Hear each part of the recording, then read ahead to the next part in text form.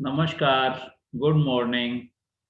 मैं अशोक, श्री अरविंदो सोसाइटी के प्रतिनिधि के रूप में आप सभी शिक्षक, शिक्षाविद और जो भी लोग आज हमसे जुड़े हैं, उन सबका हार्दिक स्वागत करता हूं और हार्दिक अभिनंदन करता हूं।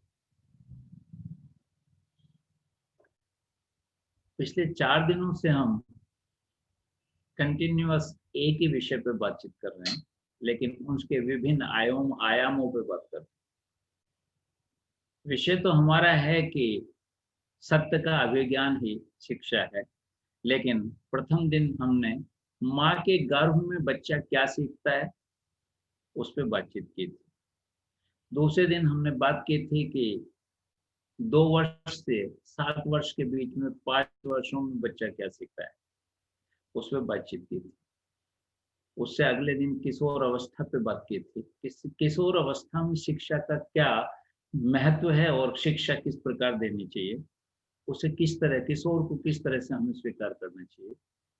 और उससे नेक्स्ट डे हमने बात की थी कि जब कोई भी बच्चा नौजवान हो जाता है, जवान हो जाता है, तो उसमें किस तरह की धारणाएं पैदा होती हैं, किस तरह की सोच होती है, उस किस तरह से उसका संवेग होता है, उसे हमें किस तरह से दिशा देनी चाहिए, क्या सोचता है। उस जवान नौजवान होने में कौन कौन सी समस्याएं उसके सामने आती हैं, कौन कौन से चैलेंज उसके सामने आते हैं, कौन कौन से संघर्ष वो अपने जीवन में करता है, उन संघर्ष से कैसे पार जाता है, इस पर हमने विस्तृत चर्चा आपके साथ की थी।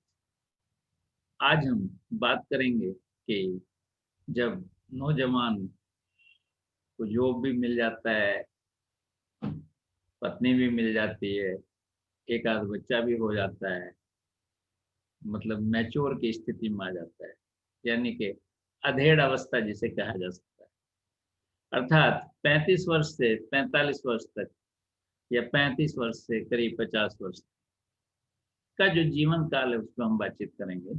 और फिर कोशिश करेंगे कि हम वृद्ध अवस्था में कैसी शिक्षा हमें मिलनी चाहिए और हमारी क्या सोच होनी चाहिए, उस पर भी अगर समय रहा तो निश्चित रूप से आज उस पर भी बातचीत करें। तो हम बात करते हैं कि अधेड़ अवस्था में जब कोई किसी नौजवान की शादी भी हो जाती है, एक आध बच्चा भी हो जाता है, सर्विस भी लग जाती है, छोटा मोटा कोई अपना जो भी उसे मकान का मसला है वो भी वो हल कर लेता है, बेशक वो लोन पे करे, उसकी किस्त अदा कर रहा हो, तो एक ऐसी स्थिति आ जाती है जिसमें वो एक स्थिर सी स्थिति आ जाती है, यानी कि अब ऐसा कुछ नहीं बचा कि अब उसे कुछ और विशेष करना है।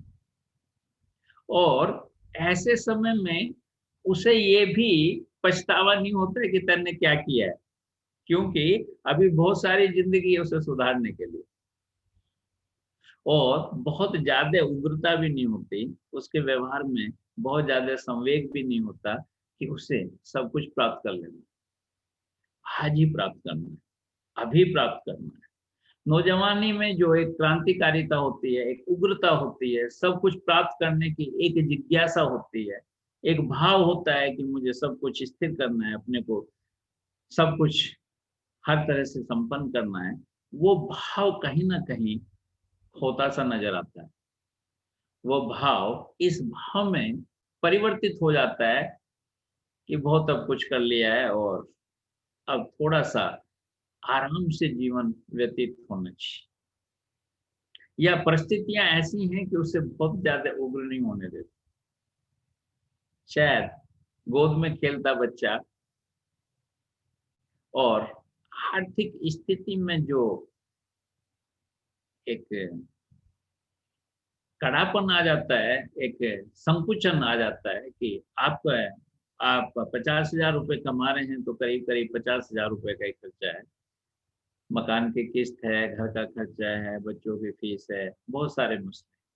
तो कहीं न कहीं कुछ न कुछ ऐसी स्थिरता सी आ जाती है कि उस स्थिरता में आदमी सोचता है कि अब बहुत कुछ करने की आवश्यकता नहीं। ये एक ऐसी स्थिति आती है। ऐसी स्थिति में सत्य क्या है? हमने कहा ना कि सत्य का अभिज्ञान ही शिक्षा है। तो आज हम इस विषय पे बात करेंगे कि अधेड़ अवस्था में जो व्यक्ति है उसमें किस तरह की उसे शिक्षा मिलनी चाहिए, उसे किस तरह की शिक्षा में वो प्रवेश करे। जैसे अगर हम बात करें कि शिक्षा बहुत तरह की हो सकती है या बहुत तरह की होती है, या हमें बहुत तरह की शिक्षा में प्रवेश करना पड़ता है। जैसे सपोज हम कहें कि जो हाई स्कूल तक या इंटर तक हमें जो हमारा सिलेबस होता है, जो हमारा पाठ्यक्रम होता है, या हमारी जो शिक्षा होती है, या हमें जो बताया और पढ़ाया जाता है, वो सूचनात्मक होती है। सारी वो सूचनाएं हैं जो पिछली पीढ़ी ने हमारे, तो ये पिछली पीढ़ियों में क्या हुआ उसकी जानकारी हमें दी जाती है कि कब अकबर आया, कब शाहजहां आया, कब चंगेज खां आया और उसने कितने आक्रमण किए, कितने लोगों को मारा। ये सब सब चीजें जो है हमें बताई जाती है। सारा इतिहास हमें बताया जाता है, सारा भूगोल बताया जाता है।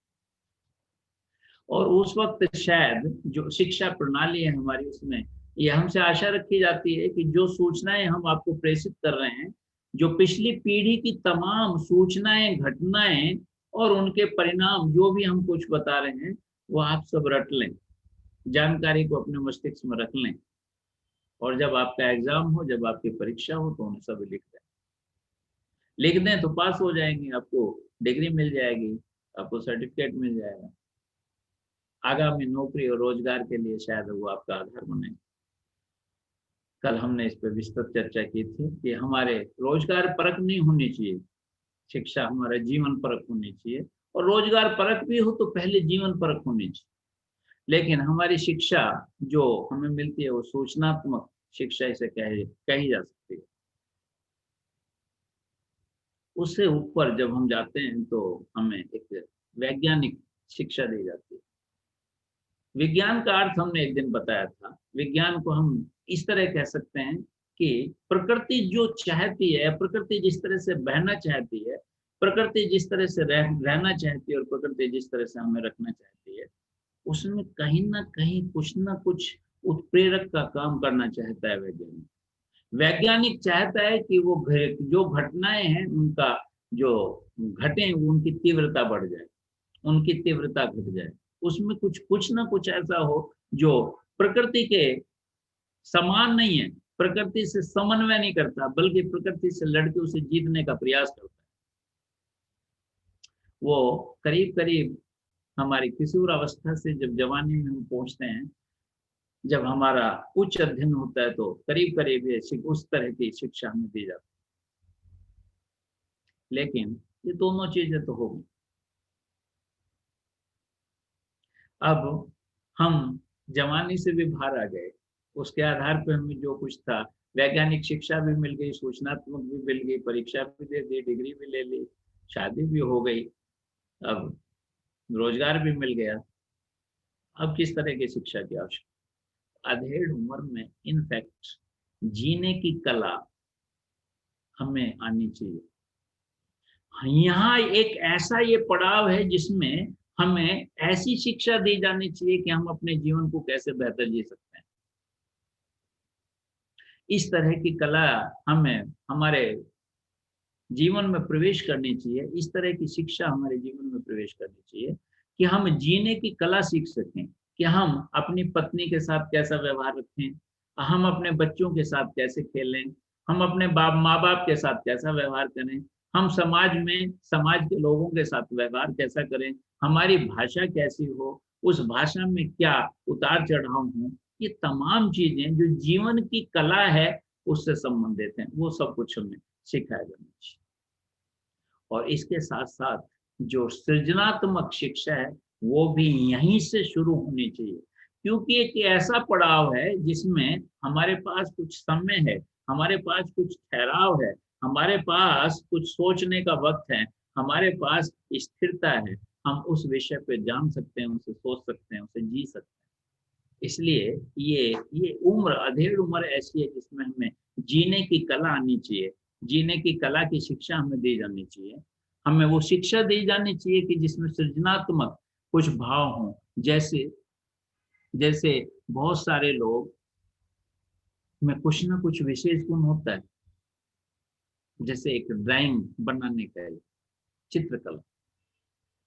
बच्चा चाहता है कि वो चित्रकला बहुत सुंदर बनाता है, वो चित्रकला में अपने जीवन के सारे भाव उतारने की सामर्थ्य रखता है, लेकिन उसे कभी मौका ही नहीं मिला। पूरी भागदौड़ में उम्र हो गई 35-40 साल, आज तक मौका ही नहीं मिला कि मैं अपनी उस कला को प्रदर्शित कर सकूं। ये ऐसा वक्त है जिसमें वो उस कला में भी प्रवेश कर सकता है। अर्थात सृजनात्मक जो संगीत है, चित्रकला है, भाषण देना है, पढ़ना है, दार्शनिकता है, वो तमाम, ये तमाम ऐसी चीजें हैं जिनमें वो प्रवेश कर सकता है। कुछ ऐसे खेल भी हैं जो रचनात्मक, शतरंज का खेल, और भी बहुत सारे खेल। मैं अधेड़ अवस्था की बात कर रहा हूँ। जवानी और किशोर अवस्था में तो दूसरे खेल हैं जिसमें जो फिजिकल है, जो शारीरिक श्रम है, वो काफी होता है। लेकिन अधेड़ अवस्था में आप ऐसे गेम खेल सकते हो, ऐसे गेम में प्रवेश कर सकते हो जो सृजनात्मक हैं, जो आपके सृजनात्मकता को बाहर निकालते हैं। तो ऐसी शिक्षा हमें दी जानी चाहिए। और फिर ये एक ऐसी उम्र है जहां हम ध्यान में प्रवेश कर सकते हैं। ये एक ऐसी अवस्था है जिसमें हम वृद्ध अवस्था की तैयारी कर सकते हैं। ये एक ऐसी अवस्था है जहां हम मृत्यु के स्वागत के बारे में केवल सोच सकते हैं, तैयारी की बात छोड़िए, वो तो वृद्धाश्रम है जिसमें हमें तैयारी करनी चाहिए। लेकिन एक ऐसी अवस्था है जिसमें ध्यान कर सकते हैं, हम स्वयं को जान सकते हैं। जैसे हमारे इस जो प्रोग्राम हम कर रहे हैं, इसका नाम है आपका आपसे साक्षात्कार, AAS, आपका आपसे साक्षात्कार। तो ये एक ऐसी उम्र है जिसमें आप स्वयं को जानने का प्रयास कर सकते हैं, क्योंकि वास्तविकता ये है कि इस उम्र तक हम समाज को, बाहरी जो जगत है उसे जानने में ही लीन रहते हैं। हम पूरा समय और पूरी ऊर्जा उसे जानने में ही लगा देते हैं। लेकिन अब ठहराव आ गया है। अब ठहराव आ गया है तो हम स्वयं को जानने की इच्छा कर सकते हैं, हम स्वयं को जानने की बात कर सकते हैं, ध्यान कर सकते हैं। आपके मन में निश्चित रूप से ये भाव आया होगा कि ध्यान तो विभिन्न तरह से किया जा सकता है। हाँ बिल्कुल, स्वयं को जानने की बहुत सारी विधियां हो सकती, बहुत सारे धर्मों ने उसे अलग अलग से डिफाइन किया। उन्होंने, बहुत सारे धर्मों ने अलग अलग तकनीक बताई है, तरकीब बताई। सच बात तो यह है कि अपने को जानने के लिए विधियां भिन्न हो सकती हैं, सैकड़ों हो सकती हैं, हजारों हो सकती हैं, लेकिन स्वयं को जानने का एक ही मकसद, एक मकसद है कि हम अपने शरीर और अपने आत्मा के बीच का जो अंतर है उसे हम जान लें। केवल केवल ये जान लें कि जो हमारा शरीर है वो क्या है और जो हमारी आत्मा है वो क्या है। मैं शरीर हूं या मैं आत्मा हूं, ये बहुत महत्वपूर्ण है।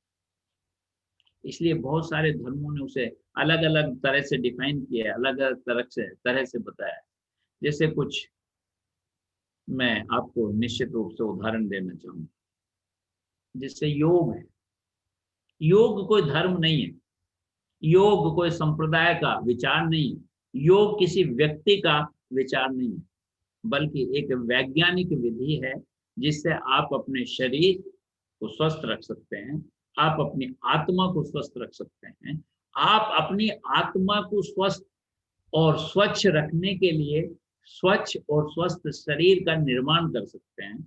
आप शरीर और आत्मा के संबंध को प्रगाढ़ कर सकते हैं। इसलिए किसी धर्म से इसका कोई लेना देना नहीं।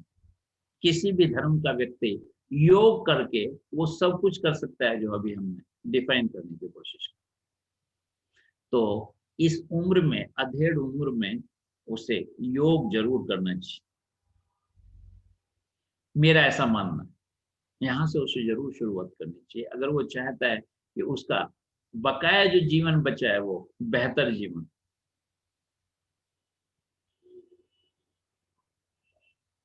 एक एक विधि है हसीदिज्म। हसीदिज्म किसी संप्रदाय से तो उसका लेना देना नहीं, किसी व्यक्ति से उसका लेना देना नहीं, लेकिन उसका सिद्धांत तो बहुत महत्वपूर्ण है, बहुत अच्छा है।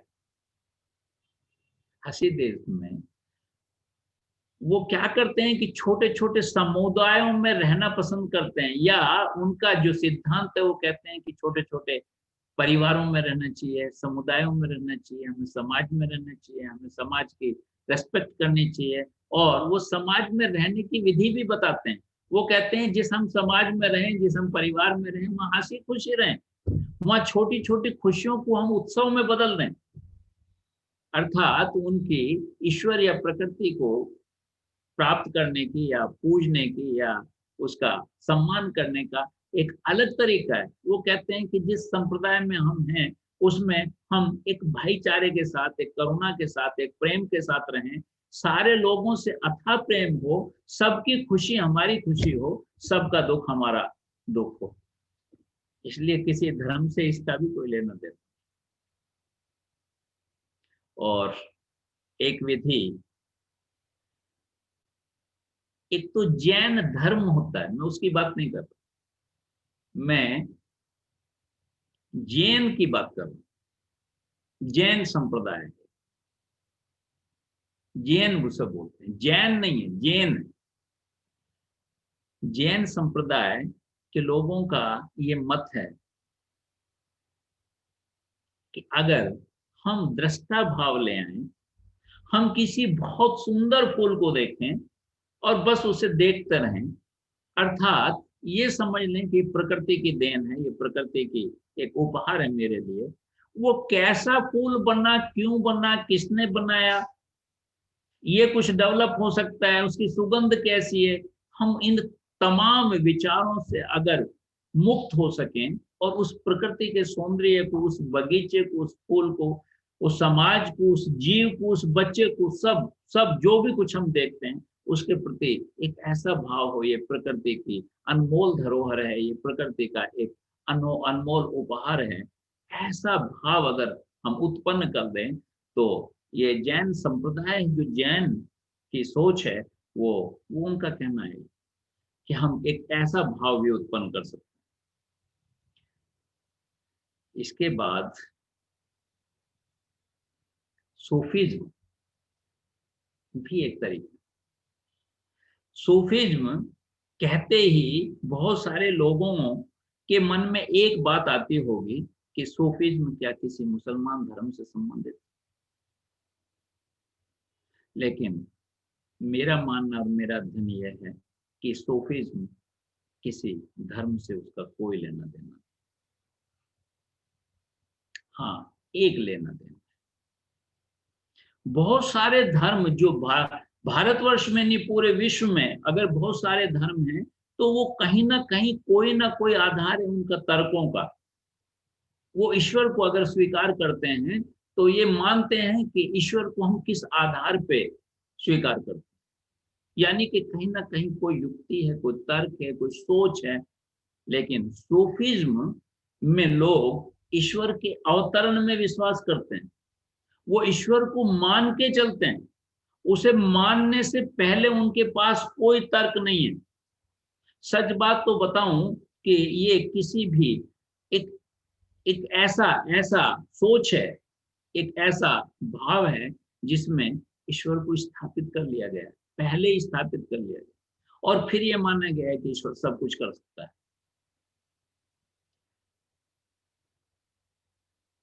ईश्वर को मानने के लिए किसी तर्क की आवश्यकता नहीं, उनका मानना यह, उनका कहना है ईश्वर को तो आपको मानना ही पड़ेगा, प्रकृति की शक्ति को तो मानना ही पड़ेगा। मानने के बाद आप कुछ भी बात करें, लेकिन मानने से पहले जानने के लिए आप कुछ नहीं करें। और सूफीज्म कोई मुसलमान धर्म में नहीं हुए।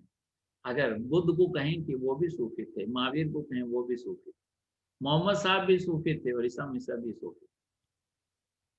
अर्थात वो सब लोग हैं जिन्होंने ईश्वर के अस्तित्व को तो स्वीकारा है, तभी तो वहां तक पहुंचे। एक और भी मत है ईसाइयत, जो ईसाई मत में सारे धर्मों से एक अलग चीज,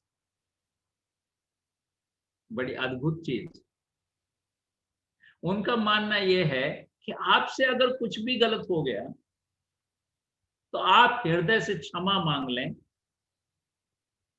जो ईश्वर है वो आपको माफ कर देगा। वो कहते हैं कि वो पछतावा आपके मन में दिल से होना चाहिए, मन से होना चाहिए, बिल्कुल आत्मा से होना चाहिए कि मेरे से गलत हो गया। अगर आप अपनी आत्मा से ये स्वीकार कर लें कि मेरे से गलत हो गया है, उसका पछतावा कर लें, उसकी क्षमा मांग लें, तो ईश्वर आपको क्षमा कर देगा। लेकिन बहुत सारे धर्म, जिसमें हिंदू धर्म भी है, वो इस बात को स्वीकार नहीं करते। हिंदू धर्म इस बात को स्वीकार नहीं करता, हमारे वेद इस बात को स्वीकार नहीं करते हैं। वो कहते हैं कि आपने जो भी किया है वो आपको भुगतना पड़ेगा, उसका परिणाम आपको भुगतना पड़ेगा। क्षमा से या पछतावे से कुछ नहीं होने वाला है। हाँ, क्षमा और पछतावा अगर आप चाहते हैं तो कुछ ना कुछ ऐसा कीजिए कि जो आपने बुरा किया है, क्या वो भले में परिवर्तित हो सकता है। अगर कुछ ऐसा कार्य हो जिससे जो वो आपने जो गलत किया है वो अगर भले में परिवर्तित हो सकता है, तो ईश्वर आपको माफ कर देगा, प्रकृति आपको माफ कर देगा। तो ईसाई धर्म का जो मेन चीज है वो क्षमा है। इसीलिए शायद ईसा मसीह ने जब उन्हें मारा जा रहा था तो उन्होंने ये बात कही कि हे ईश्वर, इन्हें माफ करना क्योंकि ये नहीं जानते। उन्होंने क्षमा की बात कि अगर ये हृदय से एक दिन ये स्वीकार कर लें कि हमने गलत किया था तो इन्हें माफ कर दें। शायद ईसाई धर्म का आधार ये। बुद्ध धर्म भी है। बुद्ध धर्म ईश्वर के अस्तित्व को स्वीकार नहीं, वो किसी सत्ता केंद्रित सत्ता को स्वीकार नहीं करता। वो कहता है कि सब ईश्वर, मैं भी ईश्वर हूं और आप भी ईश्वर। प्रकृति का हर जीव ईश्वर है, हर वनस्पति ईश्वर है। वो अद्वैतवाद में विश्वास रखता है, द्वैतवाद में विश्वास नहीं करता। जैसे भक्ति में जो लोग उतरते हैं वो वही लोग उतरते हैं जो द्वैतवाद में विश्वास रखते हैं, अर्थात ईश्वर अलग है और मैं अलग। मैं जिसकी भक्ति कर रहा हूँ, वो चाहे कृष्ण है, चाहे वो राम है, चाहे वो ईसा मसीह है, चाहे वो मोहम्मद साहब हैं, वो अलग है और मैं अलग हूँ। ईश्वर अलग है, ईश्वर का तत्व अलग है, ईश्वर का अंश अलग है, पैगंबर अलग है और मैं अलग हूँ। लेकिन बौद्ध धर्म इस द्वैतवाद को खत्म कर देता है। इसमें वो जो दो व्यक्ति वाला सिद्धांत है वो गिर जाता है। वो कहता है कि मैं ही प्रकृति हूँ, मैं ही ईश्वर, सब ईश्वर हैं, मैं भी ईश्वर हूँ, मैं भी ईश्वर का अंश हूँ, सब ईश्वर का अंश है। इसलिए पूरी समष्टि, पूरी प्रकृति ईश्वर। मैं बहुत सारे जो धर्म, बहुत सारे अपने को जानने की जो विधियां अपनाते हैं उन पर संक्षिप्त रूप में आपसे बातचीत।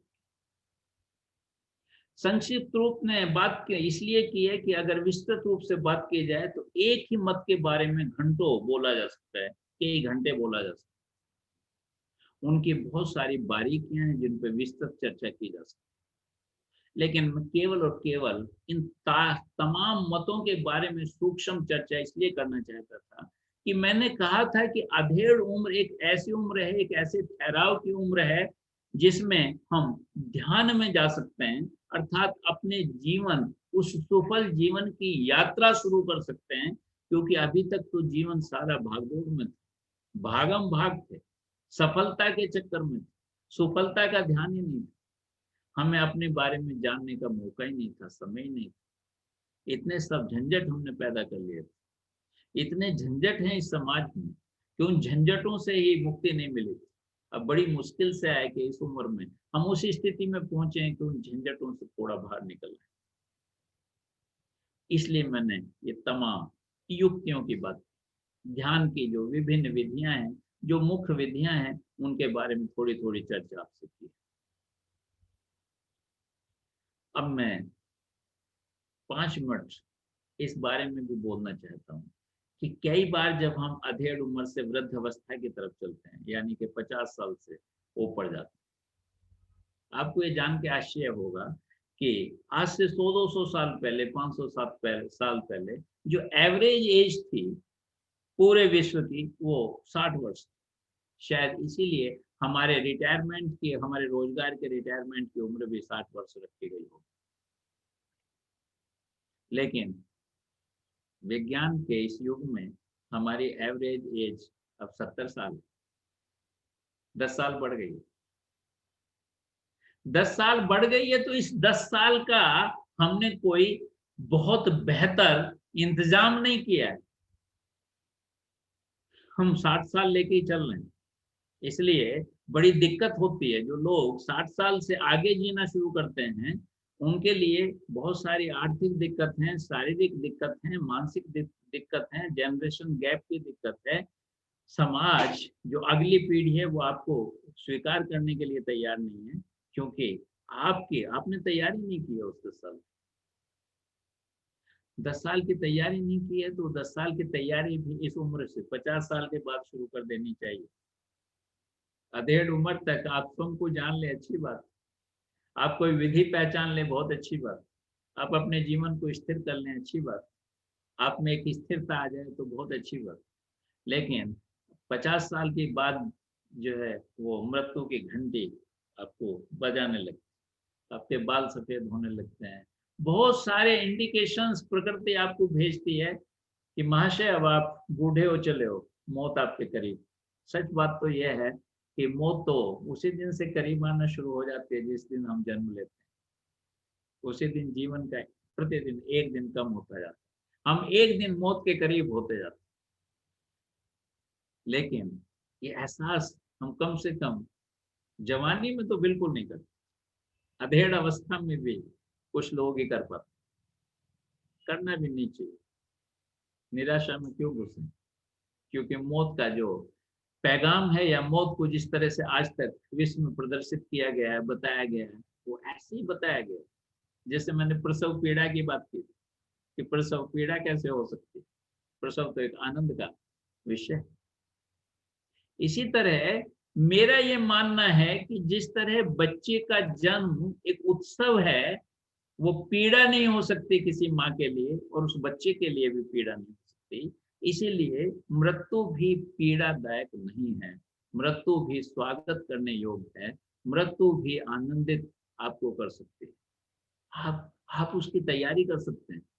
आप वृद्ध अवस्था में ऐसी शिक्षा प्राप्त कर सकते हैं जिसमें मृत्यु को एक आनंदित उत्सव के रूप में स्थापित कर दिया जाए।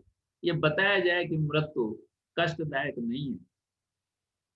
आप सोचिए जरा, कोई व्यक्ति अगर मृत्यु को इस रूप में ले कि कल जब मेरी मृत्यु होगी तो मैं निश्चित रूप से आज के इस आधुनिक युग में पैदा होऊंगा जिसमें बच्चे की सबसे ज्यादा गौर की जाती है।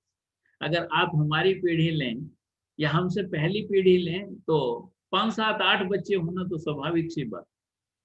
कोई भी माँ 10, 12 बच्चों को जन्म देते थे, 2, 4 बच्चे मर जाते थे, 7, 8 बच्चे तो होते थे, 5, 6 बच्चे तो अमूमन सबके यहाँ मिलते थे। और आर्थिक स्थिति बहुत बेहतर नहीं थी, इतनी इनकम नहीं थी। घर में अगर कुछ खाने की चीज आती थी तो वो भरपेट किसी बच्चे को मिलती नहीं। खिलौना भी आता था तो एक ही दिन में टूट जाता था, क्योंकि 8 भाई बहनों के बीच झपटी, एक दूसरे से छीनने और झपटने की प्रक्रिया चलती थी। आज क्या है? आज जनरली लोगों के पास एक बच्चा है, नहीं तो 2 बच्चे हैं, 2 से ज्यादा तो अब सोचता भी नहीं कोई। उन दोनों बच्चों की परवरिश बहुत बड़े अच्छे से होती है, खिलौने भी भरपेट मिलते हैं।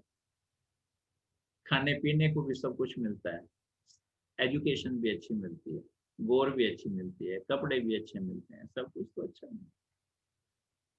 अगर हम ये कल्पना करें कि मृत्यु के बाद जो अगला जीवन होगा, उसमें निश्चित रूप से हमें एक बेहतर जीवन मिलेगा, एक अच्छा जीवन मिलेगा। कहीं भी हम पैदा होंगे, अगर आप पुनर्जन्म में विश्वास रखते हैं, जो आपको रखना चाहिए, तो पुनर्जन्म होगा तो हम एक अच्छे घर में पैदा होंगे, अच्छी परवरिश होगी हमारी, अच्छे सब कुछ अच्छा होगा, सब कुछ अच्छा होगा। ये भाव अगर उत्पन्न कर दिया जाए, तो मैं यकीन के साथ आपको कह सकता हूँ कि मृत्यु दुखद घटना नहीं बनेगी, एक सुखद और आनंदित घटना के रूप में हम उसे स्वीकार कर सकते हैं। तो वृद्ध अवस्था में जब अधेड़ अवस्था हम पार कर लेते हैं, हम 50 साल की उम्र के बाद आते हैं, तो हमारे ऐसे विश्वविद्यालय हमें खुलने चाहिए जिनमें हमें मृत्यु के स्वागत करने की शिक्षा दी जाए। हमें ये बताया जाए कि हमने जो जीवन जिया है उसे और कैसे बेहतर जीवन जीने के लिए हम अपने को तैयार कर सकते हैं। क्या हम इन 10 सालों में अपने को जानने के साथ साथ उस प्रकृति के रहस्य को भी जान सकते हैं जिस प्रकृति ने हमें पैदा किया है? क्या उस प्रकृति के रहस्य को हम स्वीकार कर सकते हैं, जिसे जिसे हमें स्वीकार करके अगली यात्रा शुरू करनी चाहिए। इस सब का भी विश्वविद्यालय होने चाहिए, उसकी भी शिक्षा दी जानी चाहिए, जिनमें मृत्यु की सत्यता बताई जानी चाहिए। मैं आज इन 4 दिनों के सेशन में आपको मुख्य रूप से ये बात बताना चाहता था कि जो सच्चाई है प्रकृति की, अगर वो मनुष्य में स्थापित कर दी जाए, अगर वो मनुष्य में पैदा कर दी जाए, अगर उसकी सोच में उसे उतार दिया जाए, तो एक्चुअल में वो ही शिक्षा है, इसके अलावा कोई शिक्षा नहीं। सच्चाई जो सत्यता है, जीवन की जो सत्यता है, जो प्रकृति की सत्यता है, उसे बच्चे से लेके और वृद्ध अवस्था तक सब व्यक्तियों को उसे परिचित समय समय पर जैसी आवश्यकता है वैसा परिचय कराया जाना चाहिए। अगर वो सत्यता से हम परिचय करा दें, तो निश्चित रूप से हम एक बेहतर एजुकेशन, एक बेहतर शिक्षा का प्रबंध कर सकेंगे। हम निश्चित रूप से एक ऐसा आदमी पैदा कर सकेंगे जो संतुष्ट होगा। हम ऐसा आदमी पैदा कर सकेंगे जो प्रतिस्पर्धा में विश्वास नहीं रखेगा, जो गला काट प्रतियोगिता को स्वीकार कभी नहीं करेगा। हम एक ऐसे संसार की कल्पना कर सकते हैं जो प्रेम और करुणा के आधार पर बने, एक ऐसे संसार से निजात पा सकते हैं जो ऐसे विध्वंसक विध्वंसक यंत्र तैयार कर ले जिससे पूरी पृथ्वी कई बार 7 बार नष्ट की जा सके।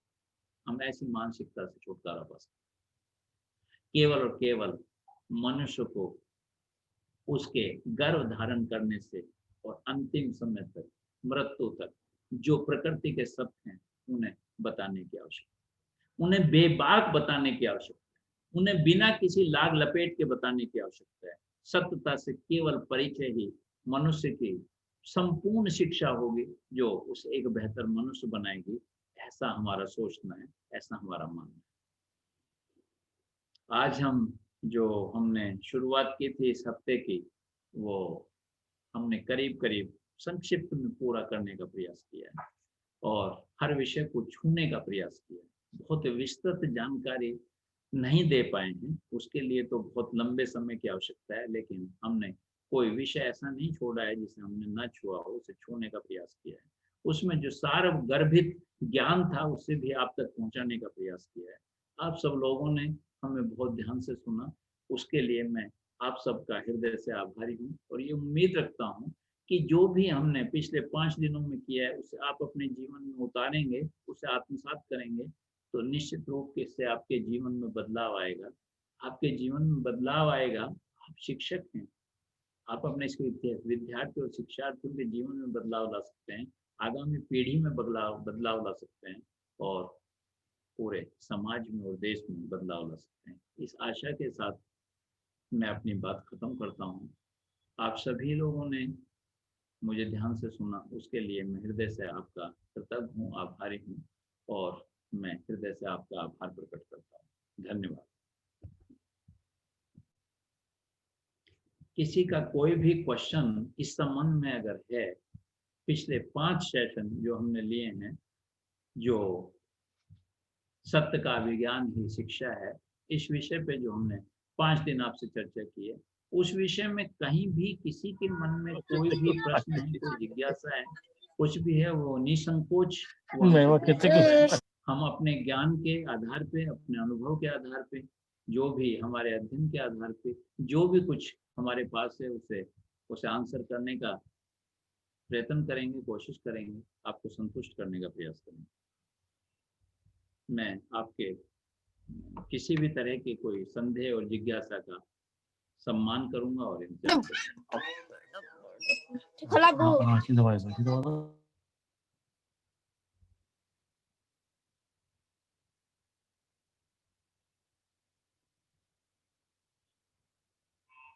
उल्टा तो नहीं लगा लिया?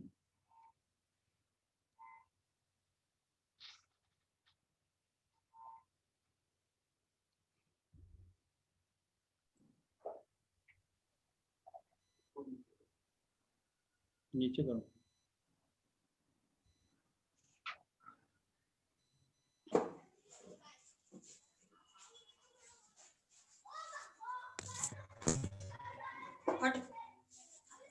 सर सादर प्रणाम, मैं उज्जवल। हाँ उज्जवल बोलिए। सर आपने आज मृत्यु, तो मेरा प्रश्न मृत्यु से ही है कि मृत्यु जब परम सत्य है तो क्यों व्यक्ति ऐसे जी रहा है जैसे वो सदा के लिए जी रहा हो। मतलब अगर मृत्यु अंत है और वो अटल है, सबको आनी है, तो फिर ये अभिमान व्यक्ति में क्यों मतलब आता है। आपने बात की 50 वर्ष की उम्र से व्यक्ति को मृत्यु के बारे में सोचना चाहिए या फिर उसके बारे में आ, विचार करना चाहिए, परंतु अक्सर ये देखा गया है कि उस उम्र के पड़ाव के बाद व्यक्ति और ज्यादा अभिमानी, जीवन में जो भी अर्जित किया हो उस पर और ज्यादा बढ़कर वो सामने आता है। तो इसके बारे में थोड़ा सा आपका चाहिए उज्जवल, दृष्टिकोण। हमने एक सेशन लिया था अप्रतिबद्ध स्नेह, अनकंडीशनल लव, और हमने उसमें 3 चीजें आपको बताई थी। एक बताया था कि मोह क्या होता है, एक बताया कि प्रेम क्या होता है, और एक बताया था कि अनकंडीशनल लव क्या होता है, अलौकिक प्यार क्या होता है। इनफैक्ट मनुष्य में प्रेम पैदा करने का प्रयास किया है तमाम जो भी हमारे तीर्थ हुए हैं, जो भी पैगंबर हुए हैं, जो भी ऋषि मुनि हुए हैं, जिन्हें ज्ञान प्राप्त हुआ है, उन्होंने सदैव ये कहा है कि मोह को त्याग दो और प्रेम पालो। लेकिन वास्तविकता ये है कि मनुष्य की जो परिवरिश है, जो हमारी एजुकेशन है, वो प्रेम पे आधारित नहीं है, वो मोह पे आधारित है। हमें बचपन से ही सिखाया जाता है हम कि हमें संचय करना है। अपरिग्रह एक नाम से हमने सेशन लिया था, जिसमें हमने बताया था कि बच्चा जब वो जानता नहीं है कि पैसा क्या होता है, वो जानता नहीं है कि रुपया क्या होता है, तो वो जो चमकने वाली चीजें उन्हें अपने मुंह में डालता है, क्योंकि उसके पास जेब नहीं है, और जब जेब होती है तो फिर वो जेब में डालता है, और जब जेब भर जाती है या उसे ज्ञान होता है कि तिजोरी भी कुछ होती है, बैंक भी कुछ होता है, तो उसमें संचय करने लगता है। अब ये जो संचय प्रवृत्ति है, वो उसे भोगने का मोह पैदा करती है। और जैसा कि कन्या भ्रूण से नारी क्रांति तक मैंने एक बात बताई थी कि समाज की तो ऐसी भी मान्यता थी कि स्त्री भी धन और संपत्ति है, स्त्री सहभागिनी नहीं है। तो जिस समाज में स्त्री को भी धन माना जाता हो, तो शायद उसके संचय की भी प्रवृत्ति थी, इसलिए राजा 100 रानियां रखते थे, 10 रानियां रखते थे, क्योंकि उसे धन मानते थे, उसे प्रतिष्ठा का मापदंड मानते थे। तो जो समाज में लोग जीते हैं, वो धन को अपनी प्रतिष्ठा का मापदंड मानने लगते हैं। वो उन संसाधनों को, अपनी बिल्डिंग, अपनी गाड़ी, अपनी प्रतिष्ठा, अपनी सत्ता, उन सारी चीजों को एकाधिकार में लेना चाहते हैं। और जब वो संचय कर लेते हैं, तो उसके खोने का जो डर है, वो मृत्यु का डर है। वो जब मृत्यु की बात सोचते हैं, तो वो सब कुछ खोने का डर होने लगता है। जिनके प्रति उसने मोह हो गया है, क्योंकि उसे उसने नैतिक रूप से नहीं, अनैतिक रूप से इकट्ठा किया। उसे इकट्ठा करने में निश्चित रूप से उसने किसी का गला काटा है, क्योंकि उसे जो एजुकेशन है वो प्रतिस्पर्धा की दी गई है, प्रतियोगिता की दी गई है, एक दूसरे से आगे बढ़ने की दी गई है। वो सब कुछ करने के बाद उसने उसे इकट्ठा किया। और चाहे वो धन है, पैसा है, मकान है, सत्ता है, सम्मान है, ये सबसे उसे प्रेम नहीं रहता, मोह हो जाता है। प्रेम हो तो प्रेम में तो त्यागने का मसला है। प्रेम ये कहता है कि कुछ दूसरे को दे दो, कुछ जो भी कुछ तुम्हारे पास है सब बांट दो। लेकिन मोह में सब कुछ लेने का भाव होता है, और जो कुछ हमने इकट्ठा किया उसके प्रति मोह हो जाता है। इसलिए मृत्यु भयभीत करती है, क्योंकि मृत्यु में वो सब कुछ छीनने का भय है। वो सब कुछ छीनना ही तो निहित है मृत्यु में। और तो और सारी छोड़िए, आपका शरीर आपसे छीन जाता है। जैसे आप बहुत संजोते हैं, संवारते हैं, स्वस्थ रखने का प्रयास करते हैं, रोज शीशे के दर्पण के सामने जाके देखते हैं कि अभी झुर्रियां पड़ी हैं, नहीं पड़ी हैं, झुर्रियां दूर कैसे की जा सकती हैं। महिलाएं तो अपने जीवन का बहुत सारा हिस्सा दर्पण के सामने निकाल देती हैं। जब व्रत होती हैं तो वो भी चिंता नजर आता है सब कुछ। धनी नहीं चिंता, नाते और रिश्ते ही नहीं चिंते हैं। वो सब कुछ चिंता है जो, जिसे आप ये समझते हैं कि मेरा है। बस इतना सा ज्ञान आवश्यक है कि कुछ भी मेरा नहीं, सब कुछ छोड़ना पड़ेगा, कुछ सब कुछ छोड़ना चाहिए। और जैसे ये भाव आएगा कि सब कुछ छोड़ने के काबिल है और अगला जीवन इससे मैं बेहतर शुरू कर सकता हूं, तो निश्चित रूप से मौत भयभीत नहीं करेगी। इसलिए हमने जो बात कही कि अधेड़ उम्र से सबसे पहले आप अपना साक्षात्कार तो कीजिए, अपने को तो जानिए। हमने ध्यान की आज बात की कि ध्यान आपको अपने को जनाता है, मैं क्या हूँ, शरीर और आत्मा के बीच क्या अंतर है। ध्यान की जो सबसे उच्च अवस्था है वो वही है कि आप अपने शरीर को भी देख सकते हैं। जब आप मेडिटेशन में जाते हैं तो कई बार ऐसी स्थिति आती है कि आप अपने शरीर को देख सकते हैं, यानी कि ये एहसास कर सकते हैं कि मैं अलग हूं और मेरा शरीर अलग है। जब एक बार ये भाव उत्पन्न हो जाए कि मैं अलग हूं और मेरा शरीर अलग है, तो फिर मैं अलग और मेरी धन संपत्ति, मेरा मान सम्मान, सत्ता, मकान, दुकान, गाड़ी, ये सब, बेटा, बहू, पत्नी, सब सब जो कुछ है वो सब अलग हो जाएगा, निश्चित रूप से अलग हो जाएगा। अगर आपके अंदर ये भाव उत्पन्न हो जाए कि मैं अलग हूं और मेरा शरीर अलग है, तो ये भाव उत्पन्न निश्चित रूप से हो जाएगा कि जब शरीर ही अलग है तो ये सब चीजें भी अलग है। और फिर ये भाव अगर उत्पन्न हो जाए, हमें ऐसी शिक्षा दी जाए वृद्ध अवस्था में, हमें ऐसे विश्वविद्यालय खोले जाए जिनमें हमें बताया जाए, ये हमें ध्यान कराया जाए, हमें तमाम धर्मों के बारे में बताया जाए, तमाम युक्तियों के बारे में बताया जाए, कि हम उसमें अपने आत्मा और शरीर को अलग देख सकें, तो वो भाव उत्पन्न हो जाएगा कि सब कुछ अलग है, सब कुछ छोड़ना पड़ेगा। जिस तरह शरीर छोड़ना पड़ेगा वैसे सब कुछ छोड़ना पड़ेगा, तो मोह प्रेम में बदल जाएगा। जो भय है वो स्वीकृति में बदल जाएगा, जो मृत्यु के प्रति भय है वो स्वीकृति में बदल जाएगा। आपने सुना होगा कि कुछ जैन जब वृद्ध हो जाते हैं तो वो निर्वाण बोलते हैं, वो किसी जल कुंड में या नदी में घुसते चले जाते हैं और समर्पित कर देते हैं नदी को। छोड़ने का ही भाव, उन्होंने आज ये निश्चय किया कि शरीर अब मेरे काम का नहीं रहा। और आत्मा और शरीर का बंधन ऐसा है कि मुश्किल से छूटता है। शायद शरीर या तो मोह में आत्मा को पकड़े रखता है, या आत्मा भी मोह में आ जाती है, वो शरीर को पकड़े रहती है।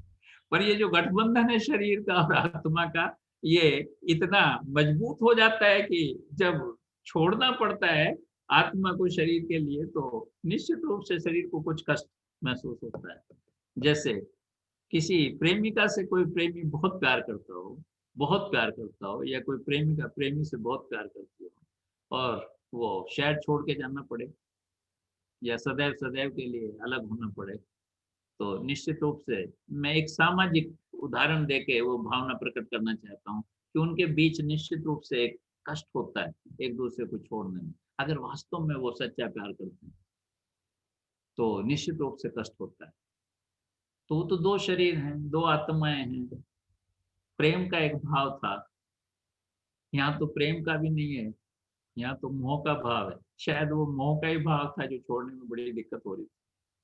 प्रेम का भाव होता तो एक-दूसरे की उपलब्धियों के लिए दे, एक-दूसरे की उन्नति के लिए, एक-दूसरे की सुविधा के लिए, एक-दूसरे की खुशी के लिए छोड़ने में दिक्कत नहीं होनी चाहिए। शायद शरीर और आत्मा के बीच भी एक मोह उत्पन्न हो जाता है, इसलिए उस मोह को तोड़ना है। वो तभी तोड़ा जा सकता है कि जब हमारी शिक्षा ऐसी हो वृद्ध अवस्था में, हमें विश्वविद्यालय ऐसे खुलें जिनमें हमें बताया जाए, जिसमें हमें समझाया जाए कि मृत्यु क्या है, हम क्या हैं, हमारी जीवन यात्रा क्या है। तो आज यही जीवन नहीं है, बहुत सारे जीवन हम जी के आए हैं और बहुत सारे जीवन हम जिएँगे। ये भाव अगर उत्पन्न कर दिया जाए तो निश्चित रूप से जो मोह है वो टूट जाएगा, वो प्रेम में बदल जाएगा। मौत का हम स्वागत करने लगे।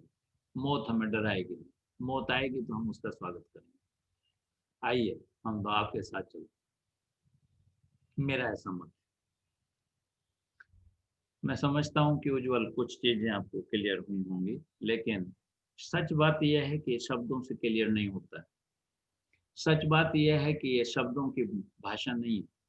सच बात ये है कि ये शब्दों से अलग भाषा है और बिना ध्यान में उतरे, बिना मेडिटेशन प्राप्त किए ये संभव नहीं है कि हम उन्हें शब्दों से समझ सकें। इसलिए अगर कोई व्यक्ति वास्तव में उन्हें समझना चाहता है, तो उसे ध्यान ध्यान का प्रयोग करना चाहिए, उसे ध्यान का अभ्यास करना चाहिए। एक दिन निश्चित रूप से जब वो मेडिटेशन में चला जाएगा, ध्यान में चला जाएगा, तो वो एहसास करेगा कि ये शब्द सच बात तो ये है कि एक ऐसी कला है, एक ऐसी भाव है, जिसे शब्द देना इट इज़ टू डिफिकल्ट, बड़ा मुश्किल काम है। वो क्योंकि भावों को शब्दों में बदलना, सामाजिक शब्दों में बदलना आसान काम हो सकता है, लेकिन आध्यात्मिकता में अगर शब्दों में बदला जा सकता था, तो आज हज़ारों बुद्ध होते, हज़ारों महावीर होते, हज़ारों मोहम्मद साहब होते और हज़ारों ईसा मसीह होते। लेकिन वो शब्दों में शायद प्रकट नहीं कर पाए। शब्दों में सामर्थ्य नहीं थी कि वो बता सकें कि जो उन्होंने प्राप्त किया है। इसलिए ये तो प्राप्त करने के बाद ही पता चलता है कि हमने क्या प्राप्त किया। इसलिए ज़रूरत इस बात की है कि हम ध्यान करें और स्वयं पहले अपने को जानें और फिर निश्चित रूप से अगर अपने को जान लेंगे तो मृत्यु का भय खत्म हो। ऐसा मेरा सोचना है, ऐसा मेरा मानना है। इसलिए मैं अंतिम ये सलाह देना चाहता हूँ कि हमें किसी भी उम्र में, कोई विशेष उम्र नहीं होती है कि इस उम्र में ही ध्यान किया जा सकता है। इतिहास में हज़ारों उदाहरण ऐसे हैं जिन्होंने जिन्होंने बच्चों ने भी ध्यान किया है, जिसमें ध्रुव की बात की जा सकती धन्यवाद सर। है। और किसी का कोई क्वेश्चन हो तो मेरे पास अभी 5 मिनट हैं। अगर किसी के मन में कोई जिज्ञासा है तो निश्चित रूप से मेरे से पूछ सकता है।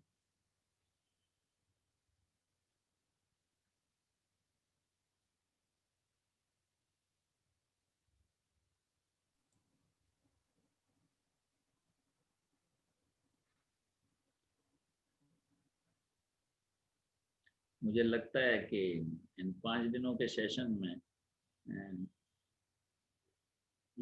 जो भी हमारे श्रोता हैं उनके मन से मोह छूट गया है और प्रेम युक्त हो गए हैं और मृत्यु से भय भी उनका खत्म हो गया है। ये बड़ी उपलब्धि मैं मानता हूँ अगर ऐसा हुआ है। चलिए, अगर कोई क्वेश्चन नहीं है तो मैं अंतिम बार आप सबको हार्दिक धन्यवाद देना चाहता हूँ। और कल सैटरडे में मैं सेशन नहीं ले पाऊँगा और संडे को तो छुट्टी रहती है, तो मोस्ट प्रोबेबली अगर संभव हुआ तो हम मंडे सोमवार को दोबारा किसी टॉपिक पे अपना सेशन शुरू करेंगे। तब के लिए हम आपसे विदा चाहते हैं और आप सबने मुझे ध्यान से सुना उसके लिए हृदय से मैं आपका आभारी और धन्यवाद करना चाहता हूँ। हार्दिक धन्यवाद।